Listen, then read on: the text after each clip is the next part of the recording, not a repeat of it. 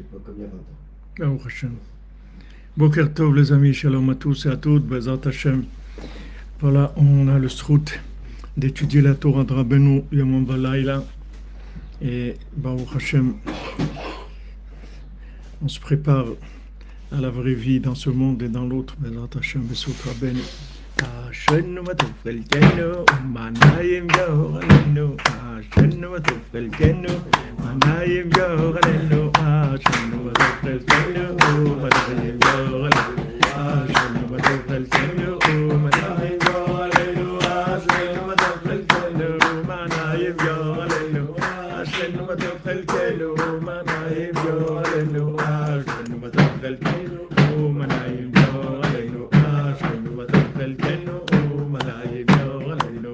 Ashenu matov chelkenu, manayim yoralenu. Ashenu matov chelkenu, manayim yoralenu. Ashenu matov chelkenu, manayim yoralenu. Ashenu matov chelkenu, manayim yoralenu. Ashenu matov chelkenu, manayim yoralenu. Ashenu matov chelkenu, manayim yoralenu. Ashenu matov chelkenu, manayim yoralenu. Ashenu matov chelkenu, manayim yoralenu. Alors, Bezat Hashem, on fait le cours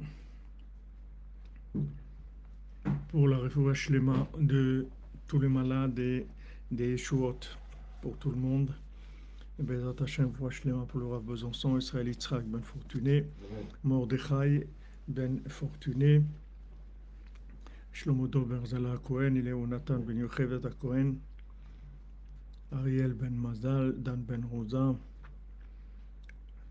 Dvorah Miriam bat Corinne Ayala, Dominique Dvorah bat Pilar, Yael bat Rachel, Yosef ben Miriam, Mazal, Fortuné Francine ben Miriam, Mélie ben Moshe, Hermine Boukavel bat Marie, Julie Makaya, Ruben Meir Israël ben Meir ben Miriam Caroline, Jacqueline Sarah bat Perla, Marie-Julie Makaya bat Sarah, Salomon Shlo ben Miriam, Kodjo Akbeyome ben Dossé Flora, Gabriel ben Laure, Lise Rachel, Salomon Shlomo ben Miriam, Myriam Adel bat Esther, Abraham Noir ben Yehudi, Aurélie bat Sarah, Franz Dubois ben Lucienne, Jeannot Dubois, Marie-Lisbeth bat Séraphin Volontaine, Pierre ben Dora, Martine Sylvie bat Rebecca, Raphaëla Joël bat Rebecca, Myriam Marilyn bat Esther, Salomon Shlomo ben Myriam, Maurice Naomi bat Rebecca, Rebecca bat Victoria Luna, Pénélope Cassandre, Aurélie bat Annick, Fabrice Jason ben Morissette, Olivier ben Josiane Amaoui, Jean-Patrick ben Josiane Amaoui, Jean ben Benoît ben Josiane Amaoui, Thomas ben Nancy Sarah, Rebecca bat Esther, Adèle Myriam bat Esther, Pierre ben Dvora, Pierre Aden, Even, Chayosef ben Elena, David Ramouche ben Karen Yael Leila, Yitzhak Pérez Garcia ben Celia, Simi Simcha Alegria bat Léa.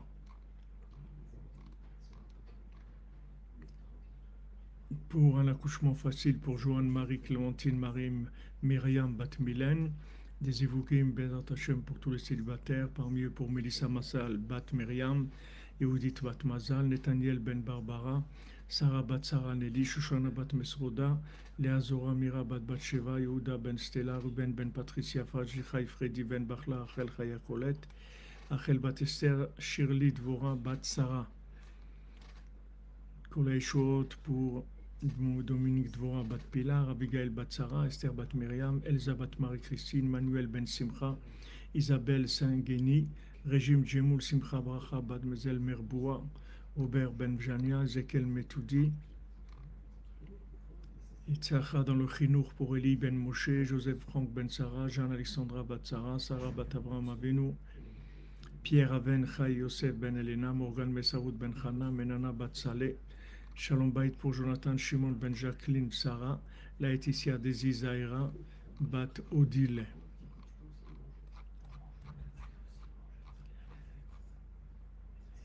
Pour l'élévation de l'âme de Chaim ben Suzanne, Israël Cohen ben Laouma, Marie Myriam bat Mordechai, Esther bat Yael Gisèle, Iliane Simcha bat Fortuné Mazal, Eliaou ben Suzanne, Daniel bat Suzanne, Zed Shoshana bat Chana, Rachel bat Blida, Machlouf ben Rose, Dvora bat Shimshon, Bracha Shabbat Lezer Baruch Rubin, pour la réussite de la vie Avraham et Liv Valérie et Mouna.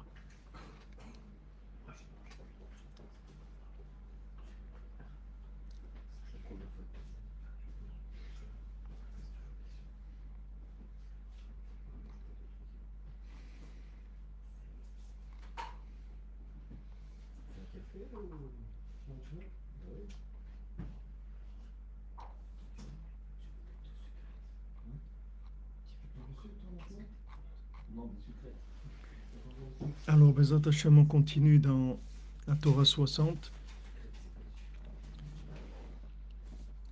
Prinat Tikkuné Atik. Donc, on a vu hier que l'Aïra, ça donne l'Aïchut Yamin, ça donne de la longévité, puisque maintenant, quand il y a de l'Aïra, c'est la prise de conscience de la présence divine. Donc, quand on prend conscience de la présence divine, ça va rallonger la vie. Pourquoi? Parce qu'on va se concentrer sur l'objectif. Comme on a vu cette nuit dans le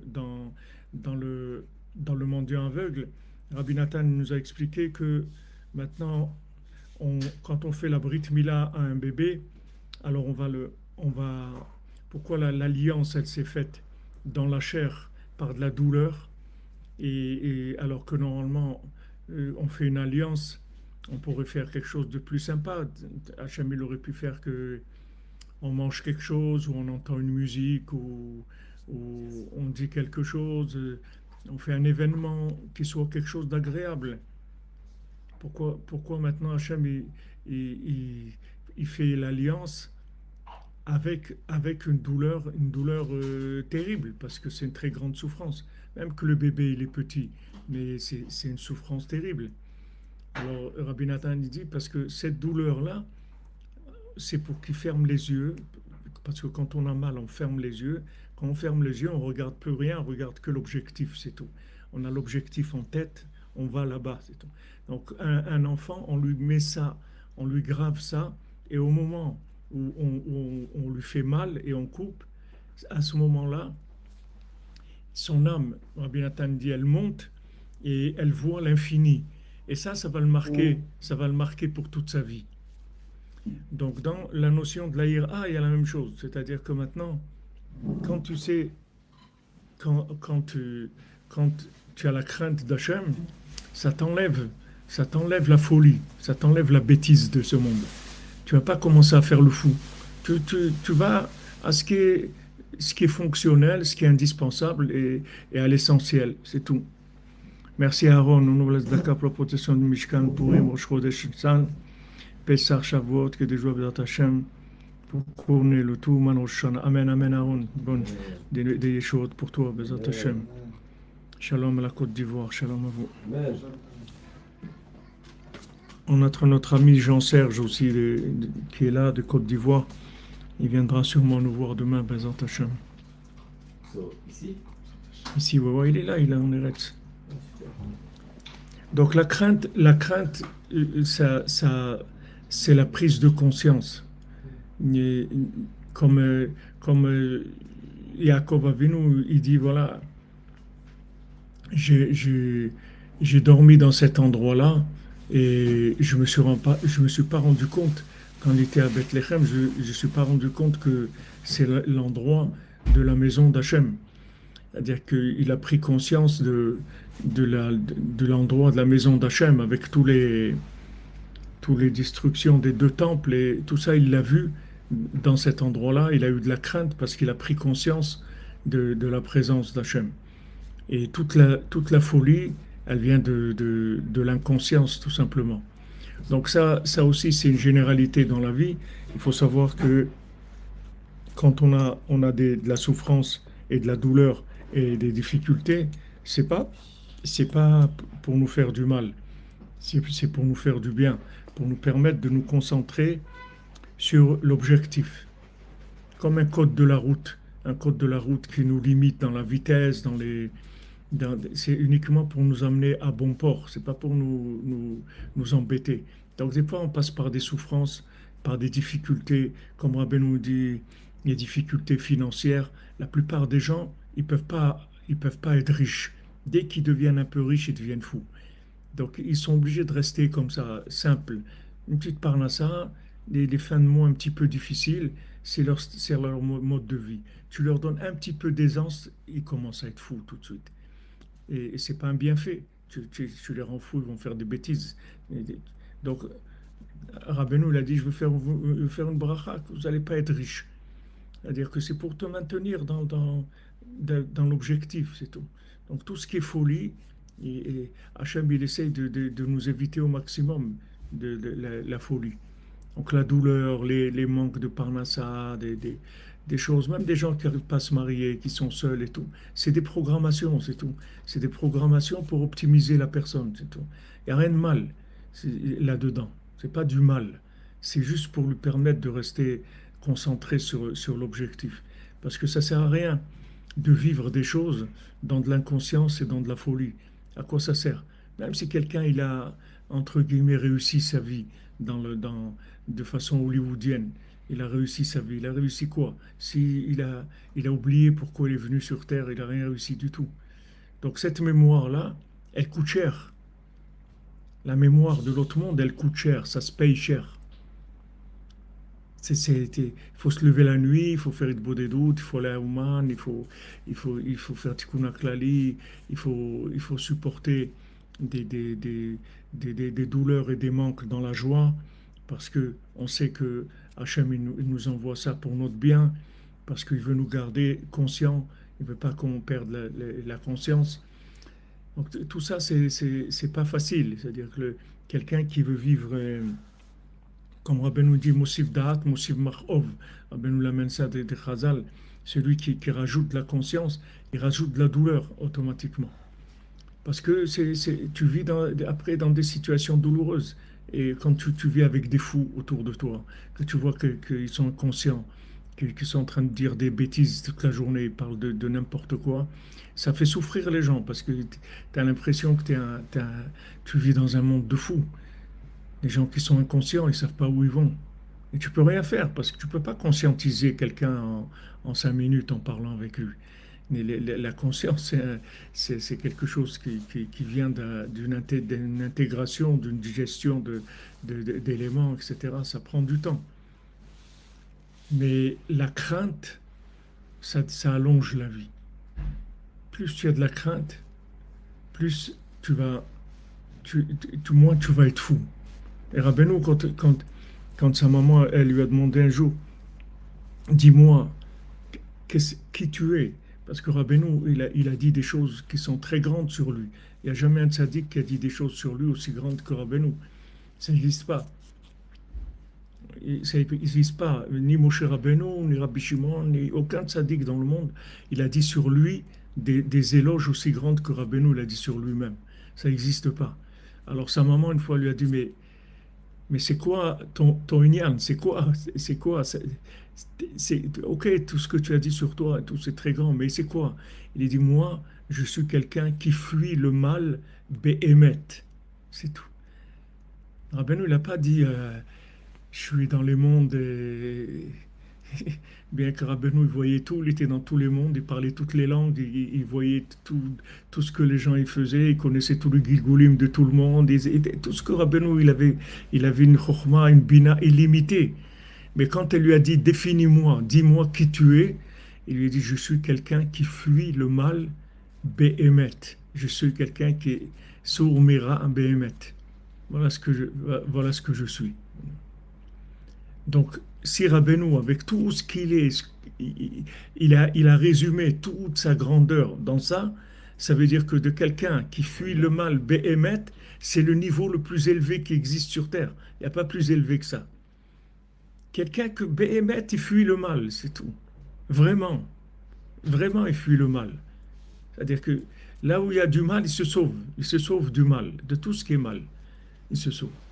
Donc ça, la crainte, ça va aider à ça. Parce que quand on a de la crainte, ça veut dire on est conscient de la présence divine. On est conscient que, comme il a dit Rabbi Nathan, il a ramené la Mishnah qui dit, voilà, sache d'où tu viens, sache qui tu es, sache où tu vas.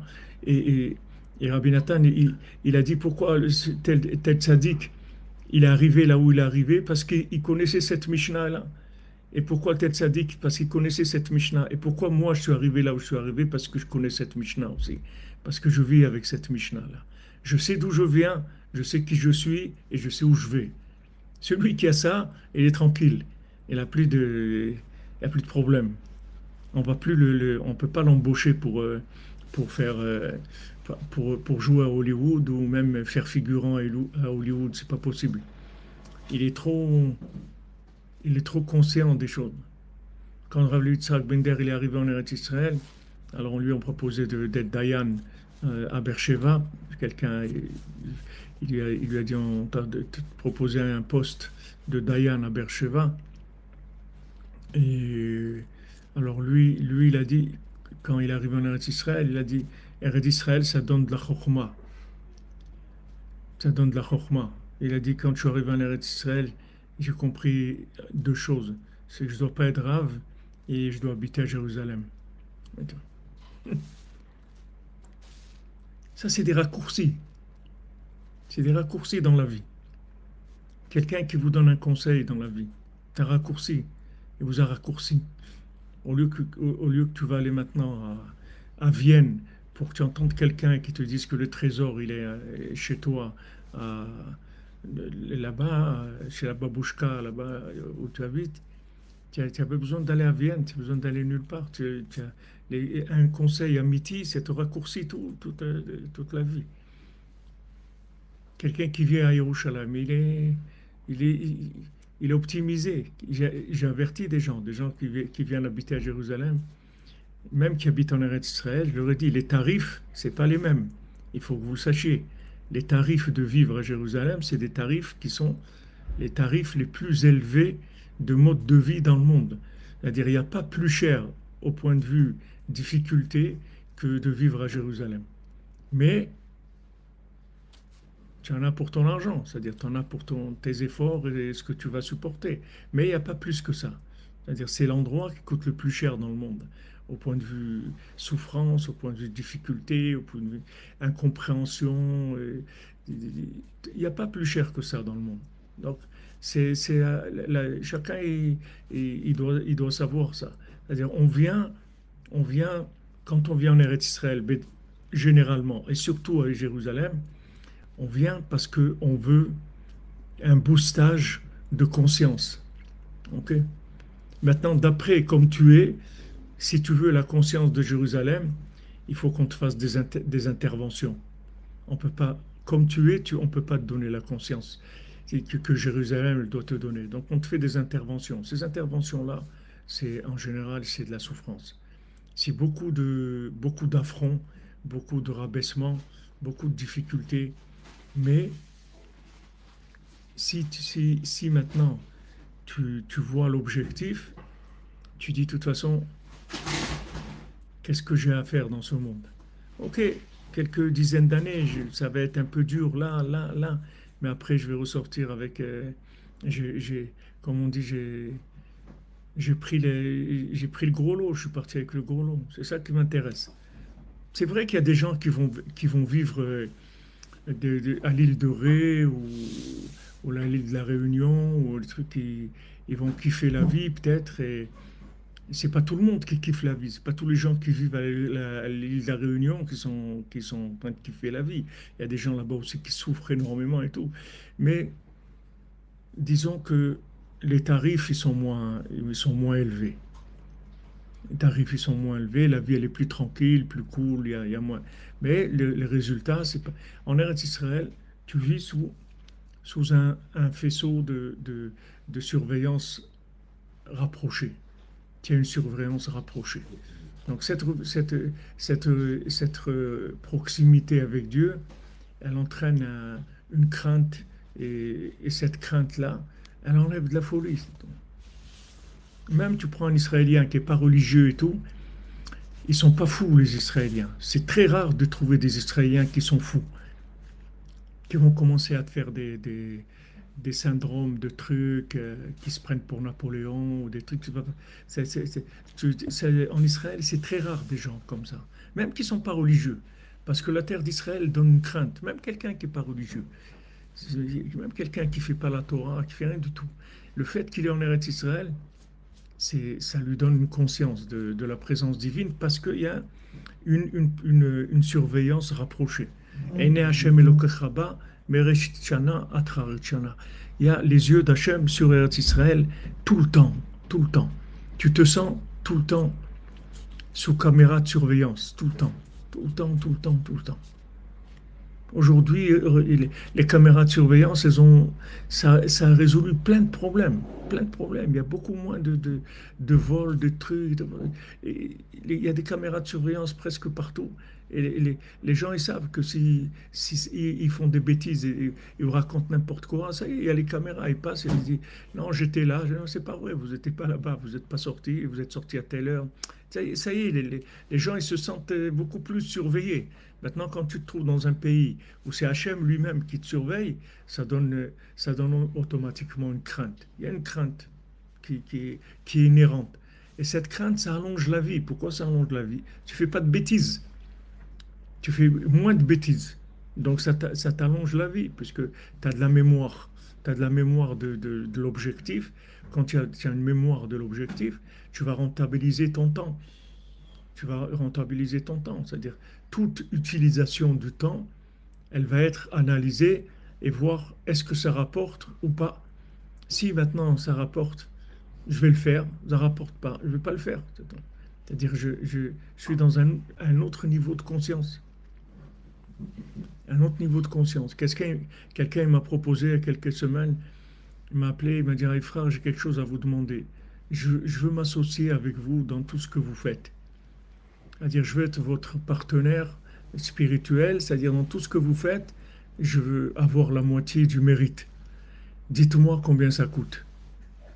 Je lui dis, ça coûte rien, je ne peux pas faire quelque chose comme ça. Il me dit, même si je vous dis, voilà, je vous donne, disons, 100 000 euros par mois. Je dis, je ne peux pas, même si je donne 100 millions d'euros par mois, je ne vais pas le faire. Je lui dis, c'est ma vie, j'ai déconstruit ça et tout. Je peux pas. Maintenant, si tu veux qu'on développe un projet ensemble que je n'ai pas encore, alors dans la part que tu auras dans le développement de ce projet que je ne peux pas faire tout seul, alors tu auras ta part, c'est tout. Comme dans tout ce qu'on fait maintenant. Même ce qu'on fait, il y a des gens qui participent, qui nous permettent de payer le loyer, l'électricité, l'Internet, les déplacements, les ordinateurs, Ouman, le Mishkan, tout ça, c'est des gens qui participent à ça. Mais que quelqu'un il vient, il te dit, voilà, je veux m'associer dans. Les gens, ils croient qu'ils peuvent tout acheter. Mais tu ne peux pas tout acheter. Qu'est-ce que c'est de l'argent? Même si quelqu'un il a 100 millions d'euros par mois, alors qu'est-ce que tu vas faire avec? Qu'est-ce que tu vas faire avec? Ok, même si tu diffuseras Beno, mais vendre, se vendre, c'est américain. Non, mais c'est une question. Si tu sais qu'avec ces moyens-là, tu pourrais acquérir un mérite encore plus grand que celui que tu as acquis jusqu'à maintenant, par exemple, en diffusant Rabbeinu. Si quelqu'un il a vraiment, quelqu'un comme toi, il a maintenant 100 millions d'euros tous les mois dans la main, les résultats dans le monde, ils seraient tels que ça peut apporter même plus de mérite pour toi et pour le bien. C'est vrai, c'est vrai. C'est une question, je veux dire. C'est pas tout ou rien. Non, c'est vrai, c'est possible. Mais on voit que si Hachem il veut envoyer, Rabbeinu il veut envoyer, il y a des méthodes qui sont plus. Non, il faut juste qu'il augmente le prix en fait.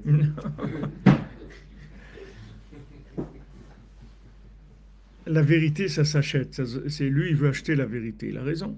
Mais d'un autre côté, c'est écrit la vérité, ça se vend pas. Donc il y a un problème entre l'acheteur et le vendeur. À l'acheteur, on dit achète, au vendeur, on dit ne vend pas. Mais il m'a demandé aussi, il m'a dit, est-ce qu'il y a quelqu'un qui vous a demandé ça déjà? Je lui ai dit non, jamais. C'est un grand mérite déjà. Je dis jamais personne ne m'a proposé quelque chose comme ça. Mais quand tu es conscient des choses, alors tu fais attention, c'est tout. Tu gardes, tu fais attention à ce que tu as. Il dit ça, les Breslevers. Il dit la crainte d'Hachem, c'est pas quelque chose, tu as peur et tout. Tu veux pas perdre ce que tu as. Tu veux pas perdre ce que tu as. Rabbeinu, il dit, Shabbat Vainafash, c'est-à-dire que tu perds l'âme supplémentaire, le Motzei Shabbat. Et de ça même, ça fait l'âme du Shabbat. On dit quand le Shabbat y rentre, on dit Shabbat Vainafash. Qu'est-ce que c'est Shabbat Vainafash? Ça veut dire Shabbat, waouh, je vais perdre cette âme-là supplémentaire après Shabbat. Maintenant, le fait que tu as peur de perdre cette âme et que tu te languis de la perdre, c'est ça qui fait que tu as l'âme supplémentaire le Shabbat. C'est pour ça qu'on le dit au début du Shabbat. Normalement, tu devrais le dire Motzei Shabbat, ça. Mais tu le dis à la rentrée du Shabbat, parce que le fait que tu es conscient de la valeur de l'âme supplémentaire du Shabbat et que tu ne veux pas la perdre, ça même, ça fait que tu reçois l'âme supplémentaire. Donc, Eretz Israël, où chacun ce qu'il a dans sa vie, il faut le garder, il faut le protéger, et il faut avoir la crainte d'Hachem, déjà de ne pas perdre ce qu'on a, et de rester concentré sur l'objectif. Donc il dit, la ira, ça donne arichut yamim. La crainte, ça donne une longue vie. Donc quand Rabbeinu dit que le contraire de la crainte, c'est le problème des mœurs, c'est le contraire de la crainte. Et donc, quand il y a des problèmes de mœurs, il y a de la pauvreté qui vient. Et quand il y a de la crainte, alors ça amène de la richesse. Ça aussi, la richesse, c'est une richesse qui est faite pour approfondir la Torah. Ce n'est pas une richesse pour avoir du pouvoir.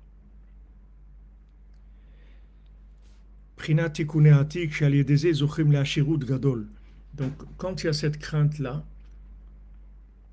alors il y a une grande richesse. Si maintenant Hachem, il sait qu'en te donnant la richesse, Hachem, il veut donner la richesse aux gens. Pourquoi? Parce que si quelqu'un est riche, c'est beaucoup plus intéressant pour Hachem que quelqu'un qui est pauvre.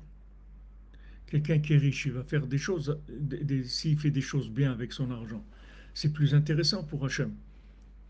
Si quelqu'un il est riche, il va imprimer des livres, il va les distribuer dans le monde. Il va faire une émission télévisée pour parler de Rabbeinu. Il va faire des choses qui vont diffuser la Torah. Alors Hachem, il est intéressé, il va te donner la richesse. Le problème, c'est qu'il sait que tu ne vas pas faire ça. Donc c'est pour ça qu'il ne te le donne pas. Parce qu'il sait que ce n'est pas ça. Même si tu dis, non, mais moi je vous promets. Les gens, ils ne savent pas. Les gens, ils ne savent pas. Les gens, ils croient que s'ils sont riches, ils vont rester comme ils sont, dans le côté bien qu'ils ont, mais avec beaucoup plus de puissance mais c'est pas vrai. C'est pas vrai. Comme quelqu'un il boit de l'alcool, il dit non mais moi ça me fait rien l'alcool, hein, vous savez. Moi je peux boire une bouteille de whisky, ça me fait rien du tout. Pas vrai.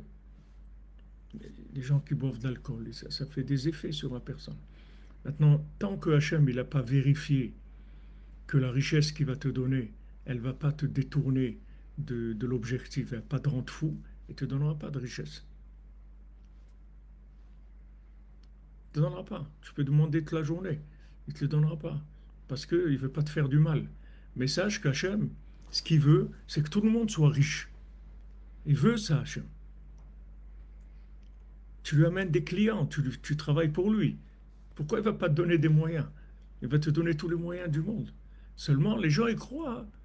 If I was a rich man, alors, si j'étais quelqu'un de riche, alors j'aurais fait ça. Mais c'est pas vrai, c'est pas vrai. C'est faux.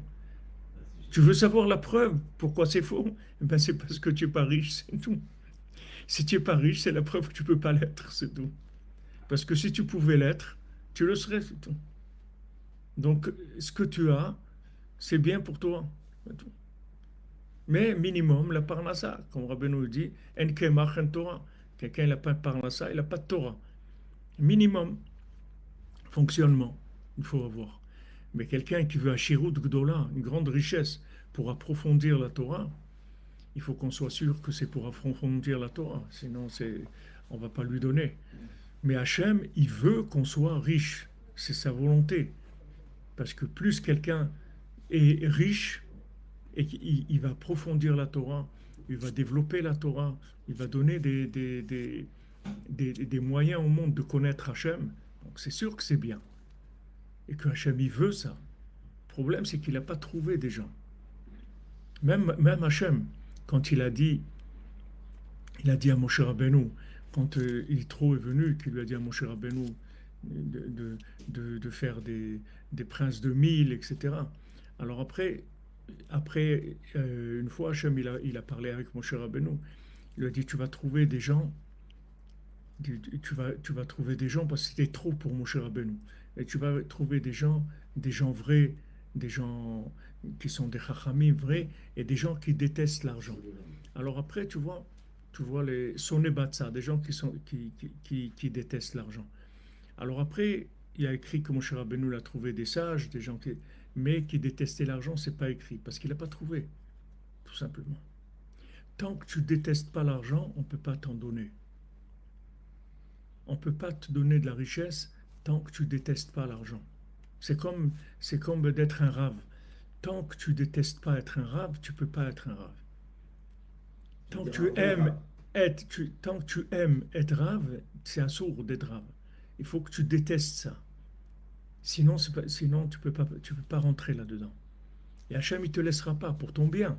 C'est pour ton bien. Parce que si tu aimes ça, t'es terminé. C'est terminé. Il faut avoir horreur de ça. Il faut que vraiment tu détestes ça.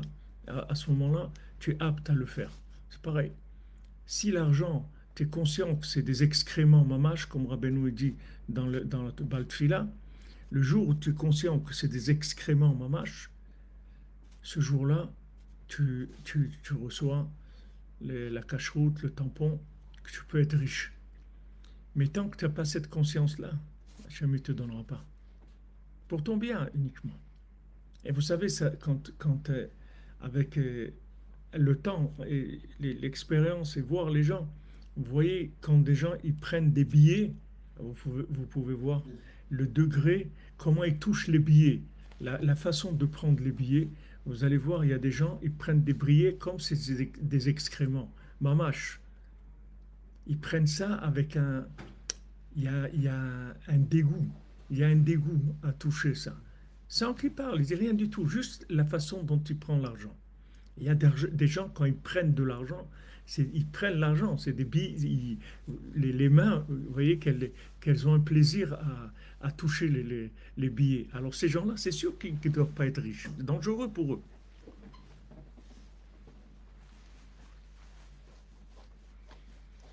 Non, l'argent, il détruit rien du tout. C'est les gens qui détruisent. C'est pas l'argent. C'est pas l'argent. L'argent, ça détruit rien du tout. L'argent, c'est une énergie comme une autre. Comme la parole. La parole, ça construit, ça détruit. Tout côté positif et négatif.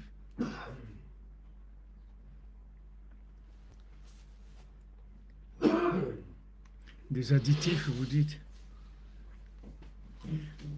Rabbeinu, il a dit que l'argent du monde n'existe pas. C'est-à-dire que tous les gens qui courent derrière l'argent, mais ça ne parle pas de l'argent de Moshe Rabbeinu ou même chez Moshe Rabbeinu, vous avez quand Hachem il a donné la parnassa, quand il a donné la richesse à Moshe Rabbeinu, il lui a dit Psol lecha, c'est-à-dire tu vas graver dans les tables, tu vas graver les 10 commandements. Maintenant, Psol lecha, pourquoi il lui a dit grave pour toi? Parce qu'il lui a dit Absolet yeshelcha, c'est-à-dire tout ce qui va rester des tables qui est de matières précieuses, du rubis ou c'est des pierres précieuses. Tout ce qui va rester, ça tu vas le prendre, c'est avec ça que tu vas être riche.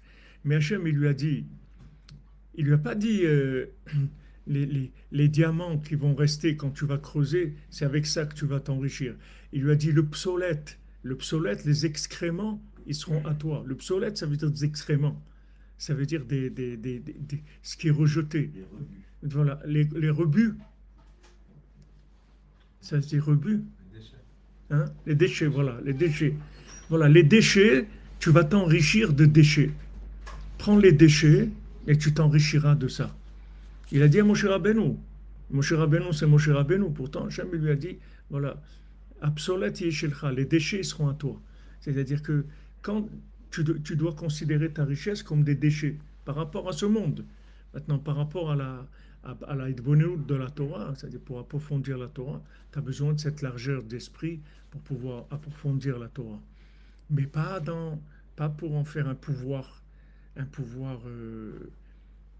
qui est concurrentiel à Hachem.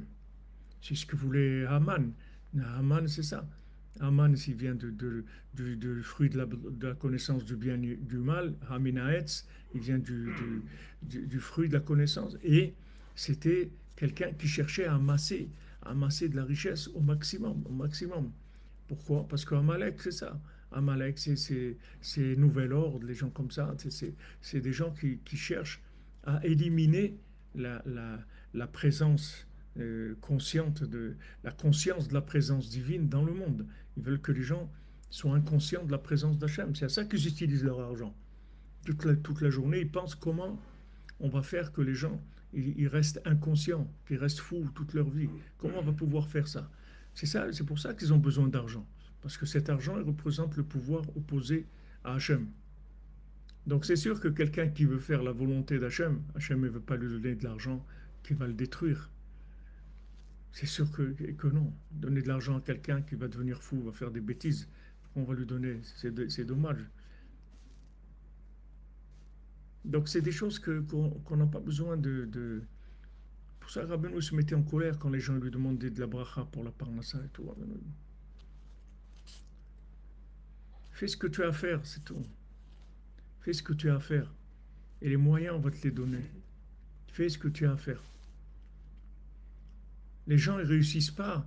Les gens, c'est pas qu'ils n'ont pas réussi à faire quelque chose, manque de moyens. C'est pas vrai. C'est le manque de clarté dans l'objectif de ce qu'ils se sont fixés. C'est ça qui fait qu'il manque les moyens. Tu vois, quand quelqu'un se marie, il signe la Ketouba. Voilà, notre ami Yehuda s'est marié hier. Il a signé dans la Ketouba 148 000 shekels dans la Ketouba pour son épouse. D'accord? Maintenant, il signe dans la Ketouba. Je vais te nourrir, je vais t'honorer, etc. Maintenant, Rabbeinu dit dans l'écouté Moran, d'où c'est qu'il va avoir de quoi le nourrir? D'où c'est qu'il a? C'est-à-dire, tous les gens qui se marient doivent avoir des comptes en banque de millions d'euros pour se marier. Il dit, voilà, je vais te nourrir, etc. D'où tu sais que tu vas avoir pour la nourrir? D'où tu sais? Mais Rabbeinu dit, le fait que maintenant, tu t'engages avec elle, tu t'engages à l'aimer, à l'honorer, etc., cet engagement, il va t'amener automatiquement la parnassa. Donc quand tu vois qu'il y a un problème de parnassa, c'est pas la parnassa le problème, c'est l'engagement où il y a un problème. Donc dans tous les projets, c'est comme ça. Les gens ils disent ouais, on veut faire des choses et tout, mais on n'a pas les moyens. C'est pas vrai. C'est pas vrai. Hachem, il a tous les moyens du monde. Travaille pour lui, c'est tout. Mais c'est pour lui, non. C'est pas entièrement pour lui. C'est pour ça que tu n'as pas les moyens. Dès que tu arriveras, mais Hachem, il ne va pas te demander que ça soit 100% pour lui. Mais dès que tu commences à aller autour des 20-30%, déjà, tu commences à recevoir un financement. Et tu avances et on te donne plus de financement. Mais les moyens de réaliser un projet pour Hachem, il te donne tous les moyens. Le seul problème qu'il y a, c'est que l'objectif, il n'est pas clair. L'intention par rapport à l'objectif, c'est pas clair. Si tu éclaircis ça, béhémet, et que tu enlèves tous les intérêts qu'il y a, tu n'auras aucun problème de moyens. Il n'y a pas de problème de moyens. Tu vas arriver à réaliser tout. Donc le vrai problème, c'est celui-là, c'est la mémoire. C'est ça le vrai problème. Tous les conseils que Rabbeinu lui donne, tout le Sipurim Maasiyot entier, c'est que pour de la mémoire, c'est tout. Parce que si tu as la mémoire, tu as tout. Yaakov, il dit à Esav, moi j'ai tout. Toi, tu as beaucoup. C'est-à-dire, tu prends encore, tu ajoutes. Mais moi, j'ai tout. Moi, je n'ai pas besoin de prendre rien du tout. Parce qu'à chaque moment, j'ai tout ce que j'ai besoin. Parce que je suis entièrement avec Hachem. Donc, j'ai tout. Il ne me manque rien du tout. Puisque Hachem est avec moi dans ce que je fais. Parce que je sais que je suis sincère dans ce que je fais. J'ai aucun doute sur ça. Alors, et des gens, les gens, ils se trompent. Ils disent, ouais, moi, j'ai pas réussi dans ma vie, faute de moyens. C'est faux. C'est faux. Tu n'as pas réussi ce que tu voulais faire dans ta vie parce que l'objectif, il n'était pas clair, c'était pas sincère. Tu n'étais pas vraiment engagé. Tu vois bien que quand tu te maries, tu t'engages à nourrir ta femme, alors que tu ne sais pas du tout ce qui va se passer dans ta vie. Tu n'as aucune idée. Mais tu t'engages, tu signes un contrat. Voilà, je vais te nourrir. Parce que Rabbeinu te dit, du fait que tu étais engagé, ça y est, Hachem va te donner la bracha. Donc tout dépend de l'engagement par rapport à l'objectif. Qu'est-ce que cet objectif il représente dans ta vie? Si l'objectif il représente toute ta vie, il n'y a aucun problème. Maintenant, c'est sûr qu'après, il y a d'autres facteurs qui viennent, comme Rabbi Nathan. Rabbi Nathan, il a construit la venue du Mashiach. C'est sûr qu'il n'avait pas des moyens. C'est pas parce qu'il ne pouvait pas avoir des moyens, c'est parce que c'était impossible à ce moment-là. Si Rabbi Nathan il avait eu ce qu'on a aujourd'hui, l'Internet, en 2 jours, il t'amène le Mashiach. Et le monde entier, il fait des traductions dans le monde entier, il a des gens et partout, et ça y est, il a besoin de 48 heures, l'affaire elle est réglée, c'est terminé. Mais là où il était, c'était le début, c'était le début, il y avait une attaque terrible pour pas que ça sorte, pour pas que la chose elle existe. Il a été attaqué énormément par rapport à la grandeur de son objectif. Mais lui, il était sincère 100%. Il a tout donné pour Rabbeinu. Seulement après, il y a d'autres facteurs qui viennent. Ça, c'est des gens de niveau très élevé. Mais pour la plupart des gens comme nous, le problème, c'est juste que c'est la sincérité, l'engagement par rapport au but, il n'est pas clair. Donc, on travaille sur la mémoire de manière à avoir le plus possible de présent à l'esprit la, la, la finalité dans ce que je fais. Même quand je dis, ah ouais, Breslev, il faut voir, qu'est-ce qu'il y a de Breslev, qu'est-ce que ça veut dire pour toi, Breslev? Tu as trouvé des amis, tu as trouvé une famille, tu as trouvé... Qu'est-ce que tu as trouvé? C'est quoi ton intention? Qu'est-ce que tu cherches, cher Rabbeinu? Qu'est-ce que tu veux? Est-ce que tu veux le tzaddik? Est-ce que c'est ça que tu veux? Est-ce que c'est vraiment ça que tu veux? Il faut que tu cherches, tu arranges ça au maximum. Et à ce moment-là, les moyens, c'est pas du tout un problème. Même les moyens de te rapprocher, c'est pas un problème. Il y a des gens, ils peuvent pas aller à Ouman. Ça fait 5 ans, ils n'ont pas été à Ouman parce qu'ils ont des problèmes administratifs et tout. Après, ils disent, ouais, pendant des années, j'allais tout le temps et tout. Maintenant, je sais pas, je suis bloqué, je peux pas aller et tout. Il n'y a pas de blocage. Il faut que tu regardes. Il y a un problème dans le lien avec le tzaddik. Il y a un problème. La princesse, elle lui dit, tu as un problème. Elle ne dit pas, faut que tu saches que c'est difficile, etc. Elle ne lui dit pas ça. Elle lui dit, tu as un problème.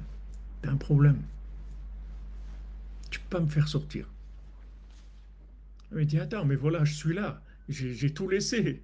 Je suis venu te chercher. J'ai des trucs. Pour l'instant, c'est encore un film. Tu joues le rôle de celui qui cherche la princesse. Comme ils disent à Toulouse, je sais pas, à Marseille, ils disent ça, tu te la joues et tu te la chantes. Ils disent ça, tu te la joues et tu te la chantes. C'est-à-dire que tu crois que c'est ça. Mais tu vois bien, le premier examen, elle lui dit tu manges pas, il mange. Pourtant, il a fait de des doutes pendant 1 an. Enfin, il a pas fait, elle lui a pas dit va faire 1 heure d'Idbo des doutes et tu reviens. C'est dès que tu as un moment, elle lui dit tu fais Idbo des doutes. Je sais pas combien d'heures par jour il faisait, mais au moins 1 heure par jour, c'est sûr qu'il faisait pendant 1 an. Et pourtant, elle arrive une pomme, un fruit. Ok, même s'il est magnifique et tout, mais tu as un objectif. Elle t'a dit ne mange pas ça. Ça y est, c'est clair. Tu vois qu'il n'a pas pu résister. Pourquoi? Parce que c'est pas clair. C'est vrai que son sentiment, il était noble, parce qu'en fait, il a vu le roi. Il a vu le roi, comment le roi avait de la peine, comment il était cassé, etc. Il voulait sa fille, et donc il a dit, je ne peux pas laisser le roi comme ça, je vais y aller. D'accord? Mais même ça suffit pas. Ça suffit pas. Quelqu'un y croit que ça y est, parce que il a été, ça y est, ça c'est non. Il a fait un an des doutes. Il a laissé toute sa vie. C'était quelqu'un, il travaillait, il avait quelque chose dans sa vie, une famille. C'est pas quelqu'un qui avait rien à faire de sa vie. Et pourtant, il arrive, elle lui dit, mange pas la pomme, tac, et mange. Après, il dit, ne bois pas, et il boit. Et il dort 70 ans. Voilà, c'est l'inconscience. Donc, il faut pas se tromper dans la vie. Il a oublié. Il a oublié tout à fait. C'est-à-dire, il y avait une dose d'oubli dans d'inconscience, même dans la recherche. Et pourtant, c'était le seul au monde qui faisait ça. Hein. Ils n'étaient pas trois ou quatre à faire ça. C'était le seul sur Terre qui a été la chercher. Il peut quand même dire, écoutez, quand même, essayez de considérer que j'ai laissé ma vie, je fais des efforts, je suis le seul sur Terre qui est intéressé à libérer la princesse, etc. Tu ne peux pas tricher là-dedans. C'est pour ça qu'il n'y a pas le Beth Amikdash. Le Beth Amikdash, nos sages disent le temple, tous les jours qu'il n'est pas reconstruit, s'il avait été construit, il aurait été détruit. Donc, il ne faut pas dire, ouais, on attend que la maison d'Hachem elle soit construite, etc. Il n'y a pas on attend qu'elle soit construite. Chaque jour qu'il n'est pas construit, s'il était construit, il aurait été détruit. Ça veut dire aujourd'hui, on a fait des choses qui ont détruit le temple. C'est pour ça qu'il n'est pas reconstruit. Donc, on ne peut pas venir avec des revendications devant Hachem en disant, ouais, truc, c'est pas juste, etc. Quand elle lui a dit, voilà, juste tu manges pas, il n'a pas tenu. Qu'est-ce que tu veux dire après? Mais elle ne le lâche pas. Elle ne le casse pas. Elle ne le casse pas. Elle lui donne plus facile. Rabbeinu dit, allez, je vais te faciliter. Au lieu de ne pas manger, tu ne vas pas boire maintenant. Plus facile. Mais elle ne le casse pas. Même après, quand elle vient, quand il dort et tout, elle ne le casse pas. Elle dit, c'est dommage, tu aurais pu nous faire sortir. Tu aurais pu me libérer, tu aurais pu me sortir de là et tout. Et t'as pas pu. Mais elle le casse pas. Elle lui dit pas, t'es un incapable. Elle dit pas ça. Elle, elle continue avec lui. Elle le lâche pas. Elle le lâche pas. Il dit maintenant, sache que si tu veux me trouver, il faut que tu me cherches dans cet endroit-là. Dans l'endroit où il y a la montagne en or, le château en pierre précieuse. Et Rabbeinu te dit que là-bas, tout est très très cher. C'est-à-dire c'est un pays qui coûte très très cher. Tout est cher là-bas. Tout est énormément cher. Ça veut dire que c'est un pays où il y a de l'argent. C'est-à-dire que c'est pas... C'est-à-dire il dit, il faut rentrer, il va voir Bechokma, comment je vais la sortir. C'est pas, j'arrive les amis, voilà, je suis venu pour ça. Non, non, c'est pas comme ça qu'elle va sortir. Même qu'il est arrivé dans le château en pierre précieuse, et il doit rester là-bas, il doit passer du temps et faire Bechokma. C'est-à-dire qu'il doit faire ça avec de la sagesse. C'est pas, c'est bon, tout est réglé, il n'y a rien. Maintenant, tu vas commencer. Et tu vas commencer vraiment à faire la chose, à la réaliser. Regarde tout ce qu'il faut qu'il passe, parce que tout ça, c'est des années. Entre chaque géant, c'est des années. Et quand il la cherche au début, c'est des années. Après, entre le moment où il a dormi et le moment où il rencontre le premier géant, c'est des années aussi. Tout ça, c'est des années de recherche. Et enfin, il arrive là-bas, et maintenant, c'est juste là qu'il va commencer. Maintenant, il va commencer. Alors, le troisième, il lui donne une pochette pour qu'il ait une bracha dans la parnassa, qu'il n'a pas de problème de parnassa. Mais c'est maintenant les choses sérieuses qui vont commencer. C'est-à-dire qu'il est dans l'endroit, il sait qu'elle est là, ce qu'elle lui a dit, tout est OK maintenant. Maintenant, il faut qu'il la fasse sortir. C'est des étapes. Ouais. Il n'aura jamais tout trouvé. C'est des étapes. C'est des étapes de mémoire, c'est tout. C'est-à-dire, à un moment... Quand il la voit, déjà il a trouvé quelque chose, déjà c'est énorme. C'est déjà énorme. Nous, déjà, Mais nous aussi, on est comme ça, Shimon. Quand tu viens à Ouman, c'est pour ça. Oui. Pourquoi il y a des gens qui viennent, des gens qui ne viennent pas? Parce que c'est uniquement pour ça. Ce Breslever qui traverse la Pologne ou autre, que sa femme, elle lui dit, mais ils vont te tirer dessus, tu risques de mourir. Il a dit, moi, de toute façon, vivre sans être à Ouman à Rosh Hashanah, c'est un concept qui n'existe pas dans ma vie. Je ne peux pas rentrer ça dans ma tête. C'est pour ça qu'il est arrivé, il est revenu. C'est pour ça qu'il est allé à Ouman. Ça dépend de la mémoire. C'est-à-dire plus la chose est vivante dans ta conscience, grâce à la mémoire, et plus tu peux y aller. Mais au début, lui, il s'est roulé. Lui, il croyait qu'il était vrai. C'est vrai qu'il y a quelque chose de vrai, mais ce n'est pas entièrement vrai. La preuve, c'est qu'il n'a pas pu manger la pomme. Il n'avait pas pu résister à manger la pomme. C'est la preuve qu'il n'est pas 100%. Mais tu vois qu'elle ne le lâche pas. Ça, c'est extraordinaire. C'est-à-dire que si du moment où tu t'engages, comme tu es, on ne te lâche pas. Tu vas passer des examens. Tu vas tomber, tu vas te relever. Tu vas tomber, tu vas te relever. Et à chaque fois, tu vas raffiner. Jusqu'à un moment où tu vas arriver à une conscience et une mémoire tellement forte que ça y est, tu ne peux plus t'arrêter. Comme Rav Levi Yitzhak, quand il est décédé, c'est-à-dire quelques minutes avant sa mort, ses jambes, elles sortaient du lit à Chatzot, sans qu'il soit conscient. Ses jambes, elles voulaient sortir. Il les remettait, ses jambes, elles ressortaient du lit à Chatzot. Parce que c'est des gens, tout entier, ils étaient dans le Chatzot. Ça n'existait pas eux, un Chatzot, il va rater dans sa vie. C'est des gens qui avaient de la mémoire, une mémoire qui... Ça, c'est incrusté dans leur corps. Même quand ils étaient quelques heures avant de mourir, quelques instants avant de mourir, qu'ils n'avaient plus de conscience, le corps, il réagissait automatiquement comme une machine, parce qu'il a été éduqué là-dedans.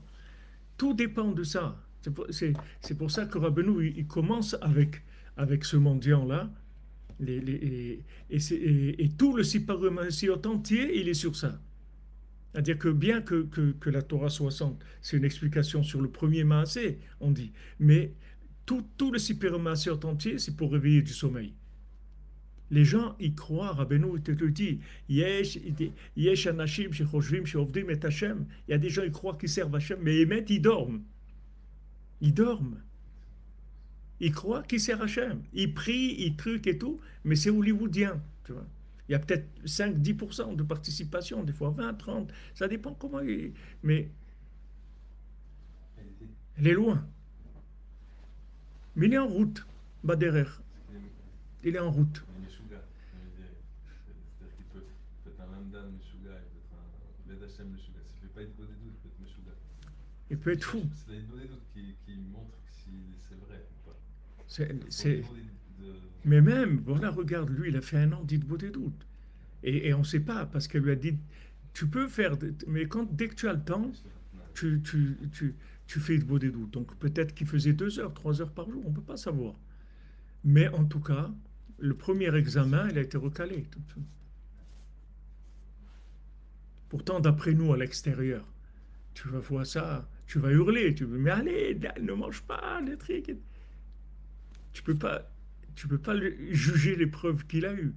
Mais c'est son niveau de sommeil, son niveau d'inconscience, c'est tout. On dirait que à chaque étape, c'est comme si c'était trop facile pour lui et qu'il croyait qu'il fallait que l'épreuve soit plus dure. Par exemple, il croit qu'il va falloir de l'argent. C'est-à-dire, c'est trop facile. Donc à chaque fois, on lui met un truc qui est... Et à la fin, il doit faire un tour du monde, il doit arriver dans des trucs où il faut de l'argent. Il faut aller au bout du monde pour trouver un truc qui lui permet d'y aller et d'avoir l'argent. Mais on dirait que c'est lui qui dit non, c'est trop... Non, pourquoi? C'est pas lui qui dit ça. C'est elle qui lui dit ça. Quand il arrive chez le Lotov, c'est elle qui l'informe que c'est le Lotov. Lui, il ne sait pas. Lui, il va dans un endroit extraordinaire. Il dit, c'est Lotov. Il y a des endroits où tu vas dans ta vie ils peuvent bien pour d'autres gens. Mais pour toi, c'est Lotov. C'est pas c'est Lotov. C'est déjà premier Nisayon. Oui. S'il savait que c'était Lotov, il l'aurait sorti. C'est pas c'est Lotov pour lui. C'est pour ça qu'elle lui dit va faire. S'il était conscient que c'était Lotov, elle n'aurait pas eu besoin de lui dire.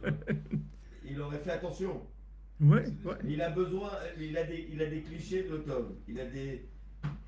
Non, c'est elle qui... Binyamin, elle lui fait prendre conscience. Elle lui fait prendre conscience. Elle lui dit, regarde où tu es. Tu vois, tu me vois là. Pour toi, c'est le top. Il l'écoute pas. C'est ça que je Mais dis. il écoute. Pourquoi il écoute pas? Bien sûr, il écoute. Quoi. Tout ce Il qu'il dit. oublie. Non, mais il n'est pas capable. Il n'est pas capable. Avec le degré de mémoire qu'il a, le pauvre, il peut pas. Il peut pas. On lui montre un truc, ça y est, une pomme, il a tout jeté. Ouais, où elle est, la princesse? Alors la princesse, tout ça. Ah ouais, mais c'est trop beau la pomme et tout. Tu te rends compte? Ouais, et regarde Adam et Chava, ils sont deux dans le monde. Créés par la main d'Hachem. Ils parlent avec Hachem et tout. Il leur dit ne mangez pas ça. Mangez tout ce que vous voulez, mais ça ne mangez pas. Ne le mangez pas. Ils sont pas arrivés. Donc c'est une épreuve. C'est une très grande épreuve. C'est pas un petit truc. C'est quelque chose d'énorme comme épreuve. Si quelqu'un, avec tout ce qu'il a fait et tout, il se trouve devant une épreuve comme ça, il résiste pas, c'est que vraiment il est vraiment attaqué par le mal, par l'oubli. C'est-à-dire il a déformé. D'ailleurs, la deuxième, le premier, c'est il voit, il tombe, il mange. Mais le vin, c'est déjà du médamé, c'est-à-dire le gars, il réfléchit déjà. Il dit, attends, Mais il y a c'est... un piège aussi. Hein? Non, ça veut dire qu'il y a un piège aussi. Oui, oui, mais le piège, il est parce que il n'a pas de tmimout. S'il avait de la tmimout, ça n'aurait pas été un piège. Parce que voilà, elle lui a dit... Non, il était déjà d'accord. Tandis que la pomme, il n'était pas d'accord. Il a, la pomme, il n'était pas d'accord. De pas boire, il était d'accord sur le principe. Seulement, il s'est fait avoir parce qu'il a commencé à réfléchir. Il n'aurait pas réfléchi, il s'est ressorti gagnant. Mais là, il s'est dit comment? Une rivière une rivière de vin, mais ça n'existe pas. Pourtant, c'est de l'eau, mais c'est la couleur du vin, c'est l'odeur du vin. Il a, si le gars il avait un peu de chokhmah, il aurait mis des barrières. Il se serait mis des barrières. Il dit, bon, elle m'a dit de ne pas boire. Donc ça, c'est du liquide et tout. Je m'éloigne, c'est tout. C'est vrai qu'elle m'a pas, elle m'a pas dit de boire, de pas boire du vin, comme Rav Ben Nachman, il dit que tout, c'est sur le sommeil. Toutes ces épreuves-là, elles sont sur le sommeil. Et il rapporte Shlomo Ameler dans sa sonde de Simcha, il rapporte Shlomo Ameler qui s'est marié avec la fille de Paro. Comment il s'est marié avec la fille de Paro? Il dit parce qu'il buvait et il dormait. C'est-à-dire, c'est ça qui l'a fait tomber. Il est tombé parce qu'il dormait. Il dormait beaucoup. Et sa mère, elle est réveillée, Bathsheba le réveillait et tout. Il dormait beaucoup. Le fait qu'il dormait, il a été se marier avec la fille de Paro qui lui a fait faire Avodah Zarah. Ça a détruit le temple. Détruit le temple. Et pourtant, Shlomo, c'était un chacham gadol. Donc, il s'est pas fait avoir par un petit truc. Là, tu vois que si tu lui dis intellectuellement, tu lui dis, regarde, tu es d'accord de ne pas boire et tout, il va te dire, ça c'est sûr. Je suis d'accord entièrement avec ça. Il est d'accord. Tandis que la pomme, peut-être qu'il n'était pas d'accord. Peut-être qu'il aurait te dit non, quand même, c'est pas une façon de vivre, etc. Il va argumenter. Mais là, il argumente pas, il est d'accord. Seulement, il s'est fait avoir parce que il a commencé à analyser et s'est dit c'est impossible qu'il existe une rivière de vin. C'est impossible. On n'a jamais entendu un truc pareil. S'il y avait des rivières de vin, tous les gens qui font le Beaujolais, ils auraient été au chômage. Des gens, ils viennent remplir des bouteilles de vin. Ça y est, c'est-à-dire le gars, il a réfléchi, il s'est dit, mais le fait qu'elle lui a dit ça, il devait faire attention. Surtout qu'il s'est fait avoir une fois, il fait faire attention. C'est-à-dire, mets des barrières. C'est du liquide, je ne m'approche pas, c'est trop dangereux. Je me suis fait avoir une fois, déjà, je vais faire attention. Mais là, c'est pour ça qu'il prend une tannée aussi, beaucoup plus que la première fois. C'est comme le temple, c'est la même chose. Les deux épreuves, c'est comme le temple. Entre les deux, il y avait 70 ans, c'est tout, entre le premier et le deuxième. Que 70 ans. Mais entre le deuxième et le troisième, peut-être aujourd'hui qu'on va terminer. Mais en tout cas, tout ce temps-là, c'est le degré du sommeil. Le degré du sommeil qui est très très fort. Donc quand il a pris la deuxième fois, là, il a bu, tombé pour 70 ans. Mais un youch, elle ne le lâche pas. Elle ne le lâche pas. Elle lui donne toujours une solution adaptée. Mais c'est de plus en plus dur. C'est de plus en plus dur.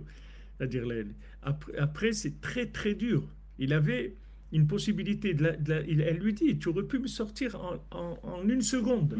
Tu n'aurais pas mangé ou tu n'aurais pas bu, tu m'aurais sorti tout de suite. Regarde maintenant ce que ça va te coûter. Des années de désert, des trucs, et des gens qui vont te rentrer dedans, qui vont te dire ça vaut rien ton truc, ça n'existe pas.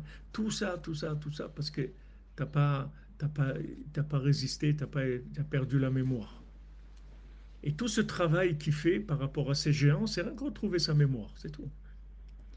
C'est en fait, il l'aide à concrétiser son engagement, à le rendre plus intense, à être plus sincère. C'est à ça qu'il aide. Et les épreuves qu'on a, c'est ça, c'est-à-dire on veut nous rendre plus sincères, plus amitiés, plus vrais d'entente. Il faut que tu sois plus vrai. La preuve que c'est pour te rendre plus vrai, c'est que quand à la fin, il arrive, c'est celui qui lui a dit ça n'existe pas, c'est lui-même qui lui donne les moyens. Donc tu vois que c'est tout du cinéma. C'est pas vrai. Les empêchements que tu as, ils sont faits sur mesure. C'est-à-dire que dès que tu n'en as plus besoin, ils vont t'aider. Au lieu de ceux qui te disaient ça n'existe pas, c'est lui-même qui va te financer la Géoula. Donc il n'y a pas de vraie difficulté. C'est calculé par rapport à toi, c'est tout. Lui, il lui dit non, ça n'existe pas et tout, pour voir est-ce que lui continue ou pas. S'il s'en va, c'est tout. Il dit jusque-là, je peux pas aller plus loin. Tu le vois, voilà, Ouman, Rosh Hashanah, tu le vois. On était 100 000, 70 000, 100 000 quand c'était ouvert et truc, et ça allait en augmentant. Il arrive, le Covid, ça descend à 2 ou 3 000, ou je sais pas, ou 5 000. Et après, voilà, l'année dernière, il n'y avait pas de Covid l'année dernière. 30 000. Voilà. Mais tu prends quelqu'un, tu vois, tu prends, regarde, le Rav Besançon, dans quel état il est, comment il va avec il ne peut pas marcher, il faut des gens qui l'aident à se lever, des trucs, avec un déambulatoire, un triquet. Mais tu ne vas pas lui dire à lui qu'il ne va pas être à Oumana Oshana. Mais rien que quelqu'un, il voit ça. Il dit, attends,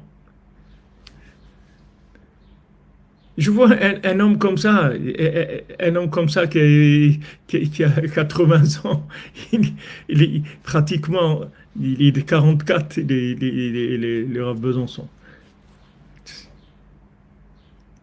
Tu le vois comme ça, handicapé, il ne peut pas parler, il a besoin de gens pour l'aider dans tout.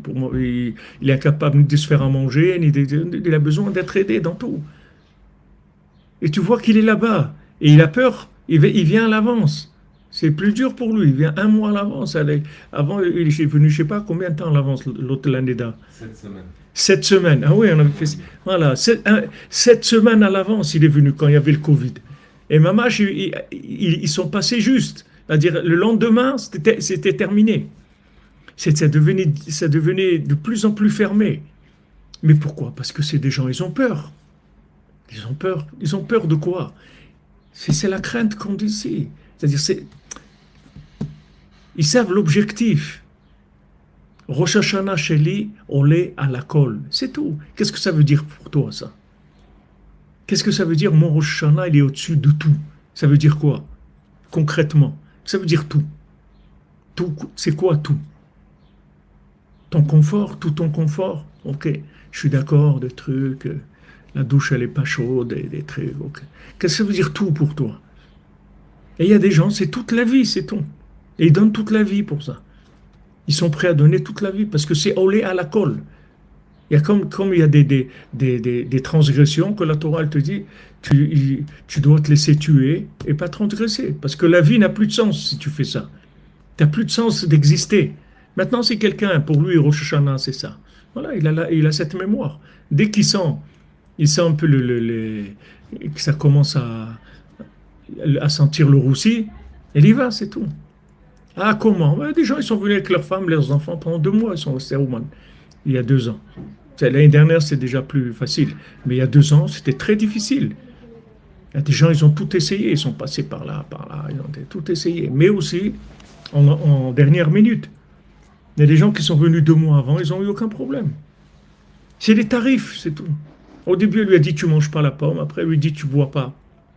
Après il lui dit tu veux venir, tu viens un mois et demi avant. C'est tout. C'est les tarifs, c'est tout.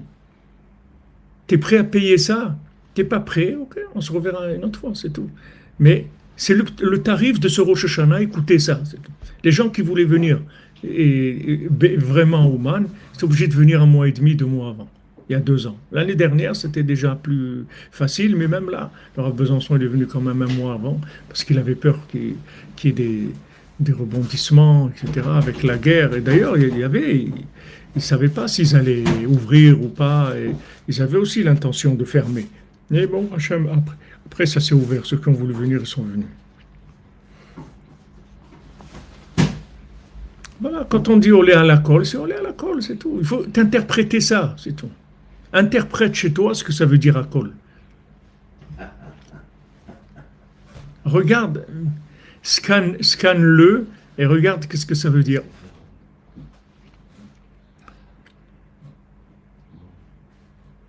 Bon, Hachem, vous en avez envoyé des gens, c'est très bien aussi. Voilà, heureusement, Baruch Hashem, qu'on a un maître qui est vivant. Qu'on a un maître qui est vivant, qui au moins il nous bouge, qu'on sait qu'on est endormi, au moins ça. Au moins qu'on sait qu'on dort. On bouge un petit peu, on fait un petit peu des efforts. On fait des efforts pour essayer de se réveiller et d'être un petit peu éveillé, Bezat Hashem.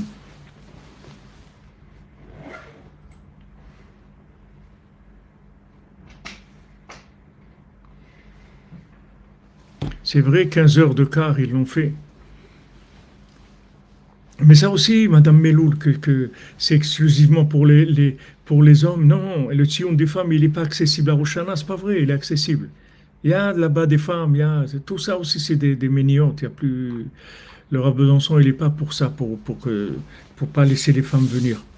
Il pense que les femmes aussi qui veulent venir, elles doivent venir. Bien sûr, c'est pas autant obligation comme les hommes, mais celles qui veulent venir, Baruch haba. Ashrenu matafrelkenu, manayim yoralenu. Ashrenu matafrelkenu, manayim yoralenu. Ashrenu matafrelkenu, manayim yoralenu. Ashrenu matafrelkenu, manayim yoralenu. Ashrenu matafrelkenu, manayim yoralenu. Ashrenu matafrelkenu, manayim yoralenu. Ashrenu matafrelkenu.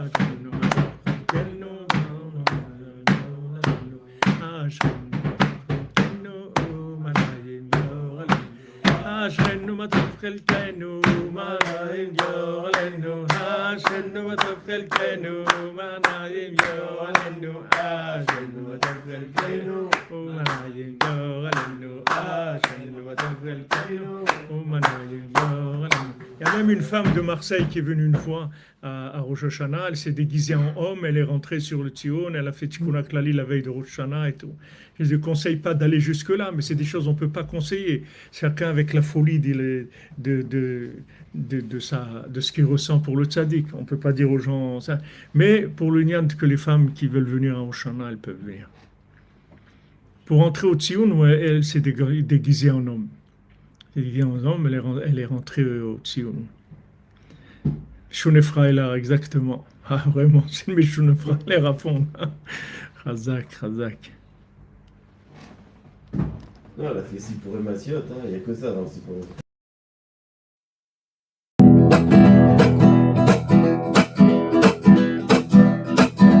Les petits Breslev de Villeurbanne, les grands voyageurs Paris-Ouman, les nouveaux venus, les chassidim de Tzfat ou de Yerushalayim. Bonjour les amis, le soleil se lève, on va tous démarrer dans la joie.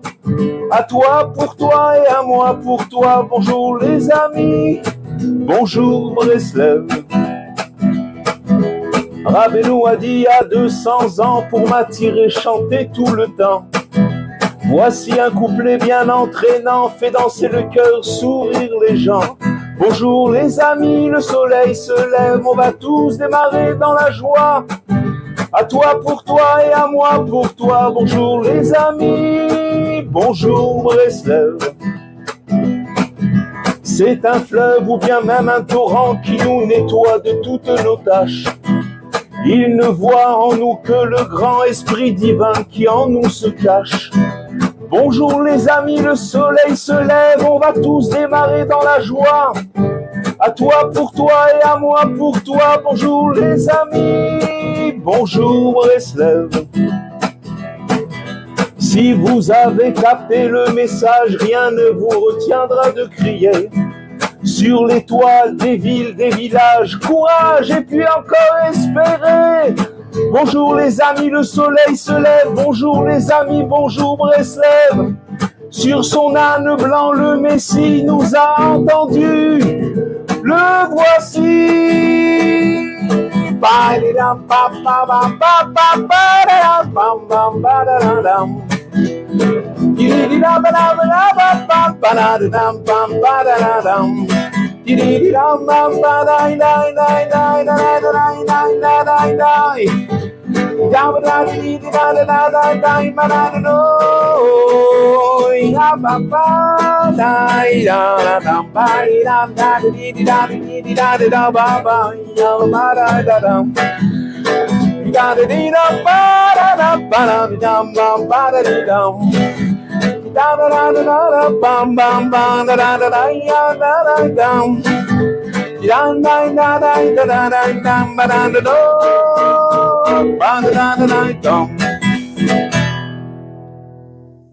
On était prêts pour qu'il nous fasse ça.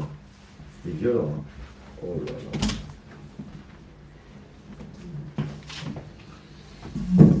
Il y a encore le son. Il y a encore. Même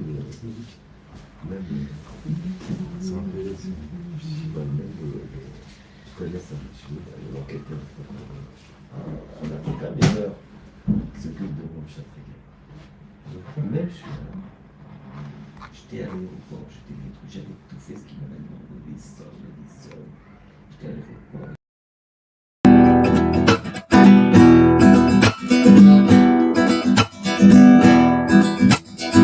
À Pourim, mon vers a trouvé sa rime. J'étais trop angoissé pour pouvoir l'inventer. Après 5 ou 6 vers et des gâteaux étoilés et le ciel et la terre se sont mis à valser. Sans la folie, pas de raison. Sans mes lubies, pas de chanson. C'est bien dans le vin que j'ai trouvé mon vers et je me suis mis à rimer avec Pourim. À Pourim, chacun retrouve sa rime. Invité au bal masqué, où tous sont démasqués. Au fond du truand sommeillé, un enfant pur émerveillé. Au fond du truand sommeillé, un enfant pur émerveillé. Les jargons de cet Amalek, latin, chinois, javanais, grec, ont fait jaillir de sublimes chansons. Il n'y a rien d'autre que toi, dit l'enfant sourd au roi des rois. Et dans mon coin, je pleure de joie. Chaque jour dans l'année avec Pourim doit rimer. C'est à nous de trouver le mot qui fait chanter,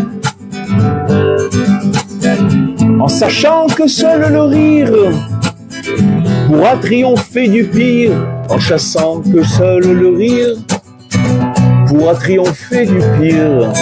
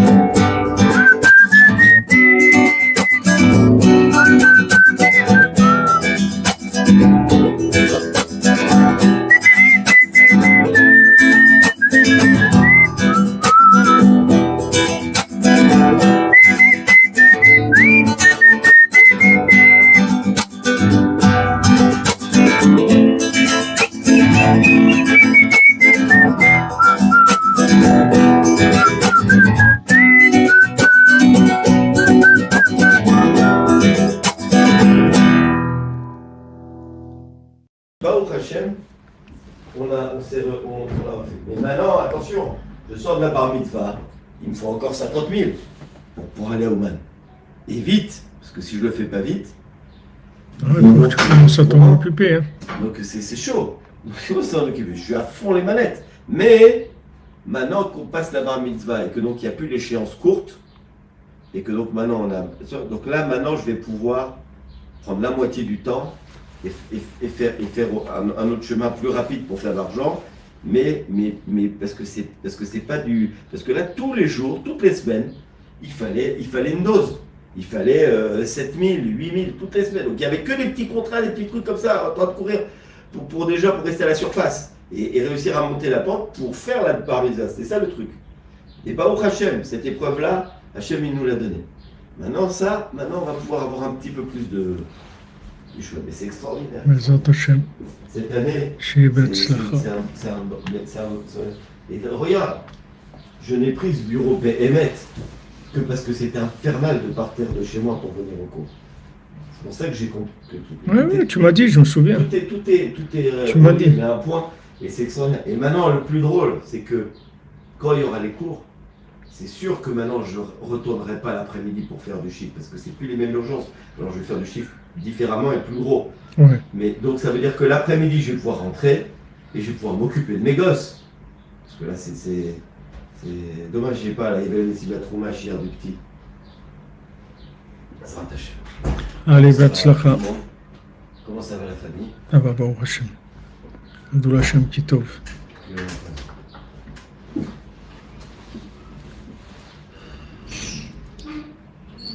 Alors, j'ai pas les clés pour fermer, ok? Ok, juste ferme comme ça, c'est tout.